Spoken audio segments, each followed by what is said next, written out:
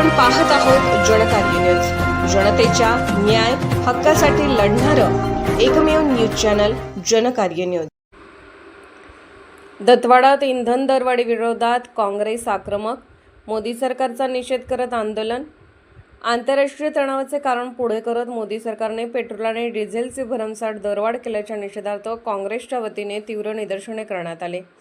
मोदी सरकार हाय हाय, इंधन दरवाढ कमी झालीच पाहिजे अशा घोषणांनी गांधी चौक परिसर दणाणून गेला होता। काँग्रेस कार्यकर्त्यांनी रस्त्यावर उतरून केंद्र सरकारच्या धोरणांचा जाहीर निषेध केला। कच्चे तेल स्वस्त तरीही जनतेची लूट, काँग्रेसचा आरोप। आंदोलनाचे नेतृत्व करणाऱ्या पदाधिकाऱ्यांनी केंद्र सरकारवर कडक शब्दात टीका केली।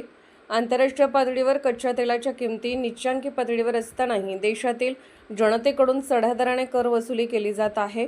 मोदी सरकार आर्थिक पातळीवर पूर्णपणे यशस्वी ठरले असून यामुळे देशातील महागाई गगनाला भिडली आहे, असा आरोप आंदोलकांनी केला। मोदी सरकारने पेट्रोल आणि डिझेलचे दर तातडीने कमी करावेत, अन्यथा जनतेच्या संतापाचा तीव्र भडका उडेल असा इशाराही यावेळी देण्यात आला।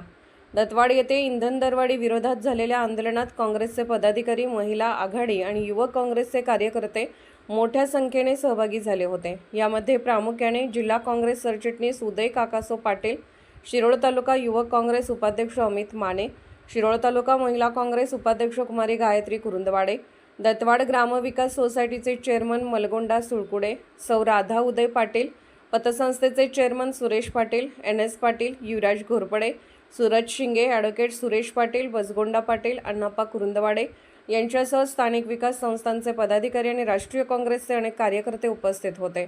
केंद्र सरकारने सर्वसामान्यांची लूट थांबवून तात्काळ दिलासा न दिल्यास हे आंदोलन अधिक तीव्र करण्याचा निर्धार कार्यकर्त्यांनी व्यक्त केला। जनकार्य न्यूजला लाईक करा, शेअर करा आणि सबस्क्राईब करा।